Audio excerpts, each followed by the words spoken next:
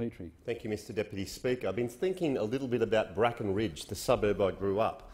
I spoke a little last week about the history of Redcliffe after a visit to the Redcliffe Museum with my sons. It was an excellent trip down memory lane, and I want to congratulate the Redcliffe Historical Society, which is celebrating 50 years, for capturing life on the peninsula since its modern beginnings. It reminded me of my childhood, great mates and carefree days spent pretty much running amok in Bracken Ridge, as you do. Bracken Ridge was my first home. It's just across the bridge from my electorate office and is a place with which I feel fortunate to retain strong ties. As a member for Petrie, I had the privilege of representing the people of Bracken Ridge.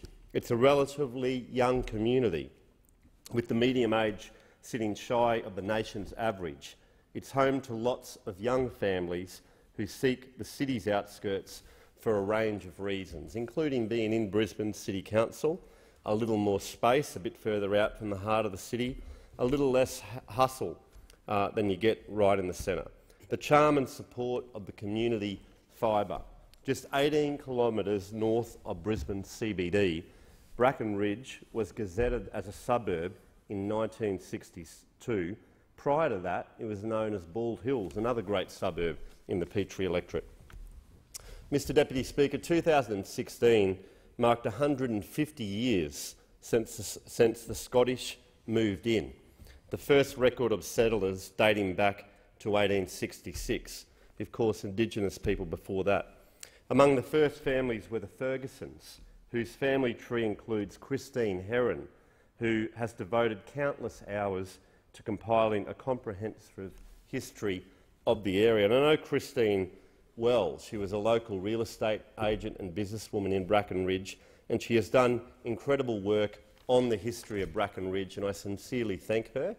You might like to look up her Facebook page, Memories of Bracken Ridge.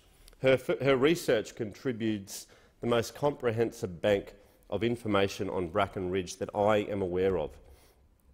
And it's a fascinating insight into what was my first home. My memories of growing up in Bracken Ridge are something that I treasure.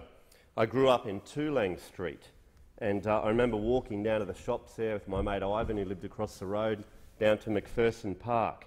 And in 1979 I walked past the Bracken Ridge Scout Hall, and there was a judo class going on there, and I started to do judo back in 1979 at the Bracken Ridge Scout Hall. It's still there, going strong. We managed to get them some solar panels for their roof. I remember billy carts, racing billy carts down Wangara Street. We used to call Wangara Street the Killer Hill because my mate's sister Natalie fell off and injured her face. She's looking good now, but don't worry. Gardening with Dad. I remember gardening with Dad, and we'd often dig up horseshoes and things out of the garden.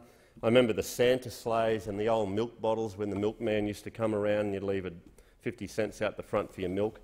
Incinerator, burning rubbish with Dad in the backyards when it didn't matter, you could put ash over your neighbour's clothes.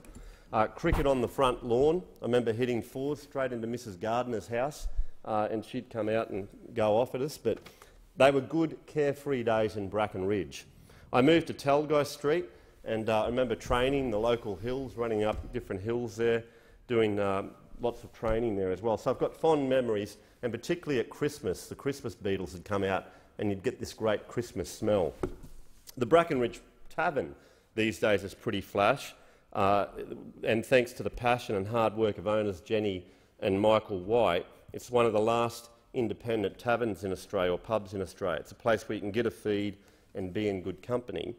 And the tavern recently hosted the Treasurer and the Minister for Small Business for a small business forum.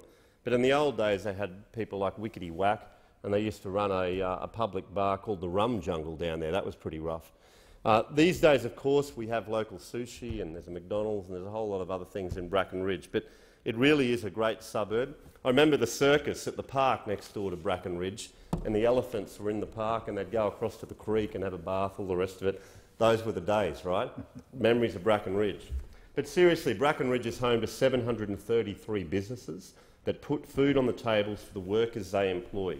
And I'm proud to be part of this federal government that is supporting these businesses and investing in the community I call home. Mr Deputy Speaker, when I talk here in the House, may we never forget It's not about political point scoring, it's about the people, and I represent the people of Bracken Ridge.